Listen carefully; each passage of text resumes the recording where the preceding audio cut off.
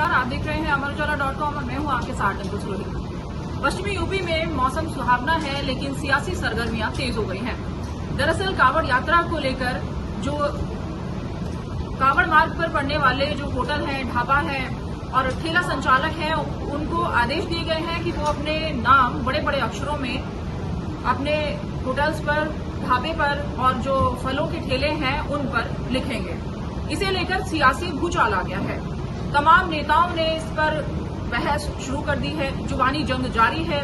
वहीं पूरे जो यूपी है उसमें ये आदेश लागू करने का फैसला प्रदेश सरकार द्वारा लिया गया है। प्रशासन अपनी कार्रवाई कर रहा है, वहीं जो नेता राजनेता हैं वो जुबानी जंग में भी सभी धीरे धीरे करके एक एक करके आ रहे हैं, सभी अपनी प्रतिक्रियाएं दे रहे हैं। और वेस्ट यूपी की बात करें तो सहारनपुर रेंज और मेरठ रेंज में पुलिस प्रशासनिक अधिकारियों ने इस पर कार्रवाई शुरू करा दी है।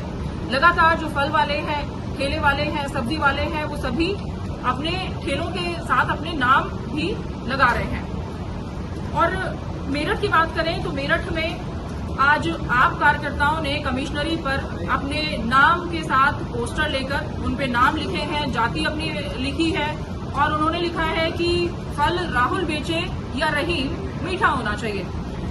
उन्होंने इस पर आपत्ति जताते हुए इसका विरोध जताया है और इस पर प्रदर्शन किया। इसी को लेकर क्या प्रतिक्रियाएं आ रही हैं, कैसा अभी माहौल है, हम अपने अन्य साथियों से भी जानेंगे। हमारे साथ जुड़ रहे हैं आशुतोष भारद्वाज जी। आशुतोष जी, किस तरह की प्रतिक्रिया आपको शहर में देखने को मिली है? जैसे कि 22 जुलाई को कांवड़ यात्रा शुरू हो रही है और कांवड़ियों का आवागमन भी इस मार्ग पर शुरू हो गया है, चाहे वो हाईवे हो या फिर दिल्ली रोड हो। बहुत सारे यहाँ पे जो ढाबा संचालक हैं वो मुस्लिम्स हैं, तो किस तरह की प्रतिक्रिया आपको देखने को मिल रही है? किस तरह का माहौल है? अभी तक 2 दिन में जो हमारी बातचीत हुई है मुस्लिम ढाबा संचालक से, उनका सीधा एक तो उन्हें जानकारी नहीं है कि आदेश है क्या।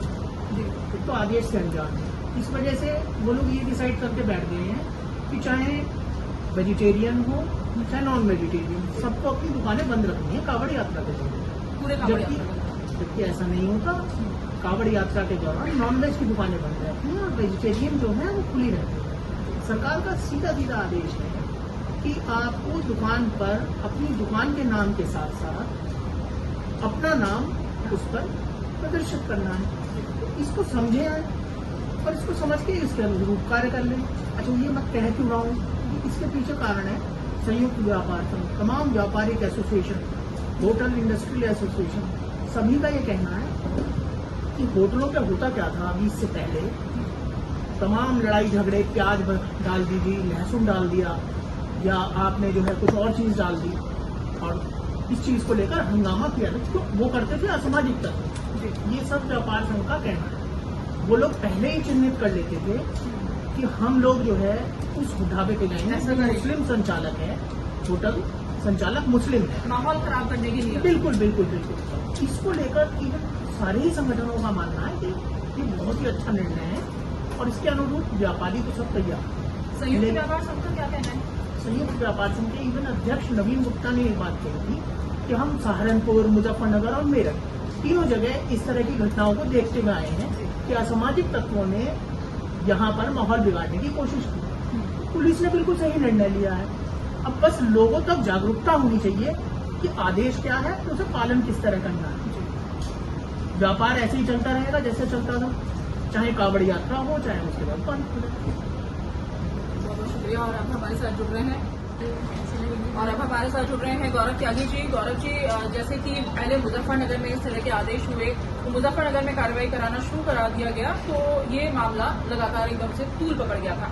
इसके बाद जब मामले ने पूरी तरीके से तूल पकड़ लिया तो आदेश हुआ कि पूरे प्रदेश में जो भी कांवड़ मार्ग है उन पर ये जो आदेश है वो लागू कराया जाए। इसके बाद पुलिस प्रशासन ने यहाँ पे भी कार्रवाई शुरू करा दी, जैसे कि एडीजी के निर्देश हुए कि मेरठ जोन में भी इसी तरीके से जो ढाबा संचालक हैं या उनको अपने नाम के साथ बोर्ड लगाने होंगे। तो किस तरह की कार्रवाई पुलिस प्रशासन मेरठ में कांवड़ मार्गों पर करा रहा है?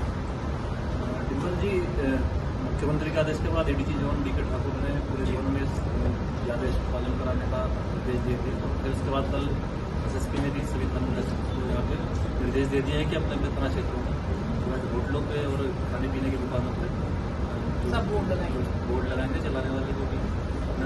कारीगर हैं उनका भी नाम लिखवाएंगे। तो पुलिस की तरफ से सबको निर्देश दे दिए गए हैं। कुछ लोग लगाना शुरू भी कर दिए हैं। और तकरीबन कितने ढाबा और होटल्स अगर हम देखें तो किस तरह के हाईवे पे कितने होटल्स इस तरह के? हाईवे पे करीब 500 होटल हैं जो मेरठ की क्षेत्र में आते हैं, और वैसे पूरे मेरठ में करीब 2000 होटल होंगे। होटल और ढाबा उसमें सभी बिल्कुल, जैसे कि गौरव भैया ने बात करी अभी कि प्रशासन ने मेरठ में जितने भी कांवड़ मार्ग हैं उन सभी पर ये कार्रवाई शुरू करा दी है। और इस मुद्दे को लेकर जहां चाहे वो जेडीयू हो, चाहे वो रालोद हो या फिर स्थानीय नेता हो, कहीं वो विरोध कर रहे हैं तो कुछ इसके समर्थन में भी हैं। हमारे साथ अंजनी जी जुड़ रहे हैं, हम उनसे जानेंगे कि वो उनकी प्रतिक्रिया इस पे कैसी है, वो उनका क्या राय है।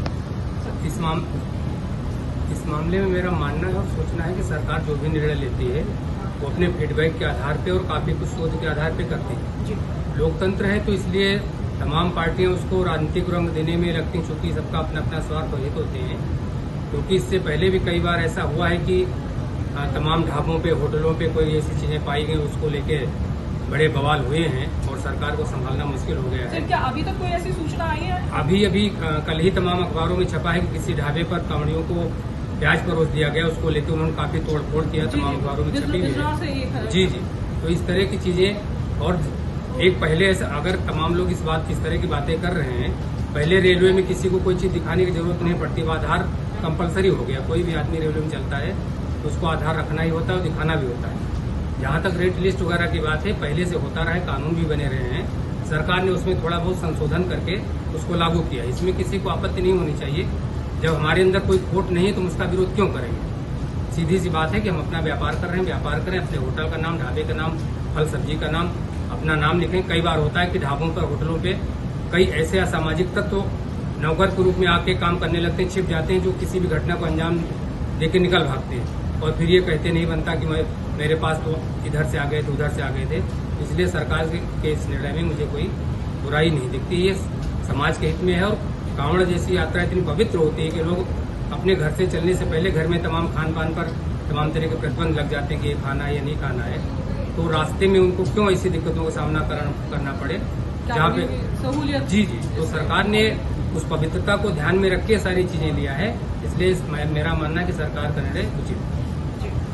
जैसे कि सर एक चीज और यहाँ पे मैं जानना चाहूंगी कि बहुत सारे मुस्लिम वेंडर्स की वीडियोस हमें अभी मिल रही थी कि उनका कहना है कि कहीं ना कहीं उनके व्यापार पे इसका असर दिखाई देगा, उनकी जो आमदनी है उस पर कहीं ना कहीं इसका असर नजर आएगा। तो क्या आपको लगता है ऐसा? इस मामले में मेरा मानना है कि इस तरह की जो भी वीडियो है या इस तरह की जो लोग बात कर रहे हैं वो व्यापार से ज्यादा राजनीति से प्रेरित है। कहीं भी इसका कोई असर नहीं है। मार्केट में जहाँ अच्छा सामान मिलता है, जहाँ चीजें अच्छी दिखती हैं, वहाँ व्यक्ति जाता है। ये 2-4 दिनों का अवसर होता है जहाँ कुछ चीजें ध्यान में रख के ही श्रद्धालु काम करते हैं। वो बात छोड़ दी तो बाकी कहीं भी किसी के व्यापार पे न असर पड़ता है न पड़ेगा। ये सिर्फ सब राजनीति से प्रेरित लोग हैं, ये किसी न किसी पार्टी से जुड़े हुए लोग हैं और अपने आप को सामान्य आदमी बताकर माहौल खराब करने का प्रयास करते हैं। बहुत बहुत शुक्रिया सर। जैसे कि बिल्कुल ये सांप्रदायिक सौहार्द का मामला है और कांवड़ यात्रा सिर्फ हिंदुओं की ही नहीं है, उसमें मुस्लिम्स भी आप देखेंगे तो जो वस्त्र बनते हैं वो मुस्लिम बनाते हैं। बहुत सारे जो कावड़ बनती है उसमें मुस्लिम भाइयों का भी योगदान रहता है। तो इस परिप्रेक्ष्य में अगर देखें तो ये कहाँ तक इस पर राजनीति करना कहाँ तक उचित है वो देखना इम्पोर्टेंट हो जाता है। तमाम नेताओं के अभी बयान आ रहे हैं लगातार इस पर, और पश्चिमी यूपी में भी सियासत गर्म है। पर और किस तरह की अभी प्रतिक्रियाएं आएंगी हम उस पर भी आपको जानकारी देते रहेंगे। हम फिर हाजिर होंगे किसी नई चर्चा के साथ। ताजा तरीन खबरों के लिए देखते रहिए अमर उजाला। नमस्कार। अगर आप ये वीडियो YouTube पर देख रहे हैं तो हमारे चैनल को सब्सक्राइब करें और बेल आइकन को दबाना ना भूलें। अगर आप Facebook पर ये वीडियो देख रहे हैं तो हमारे पेज को लाइक करें।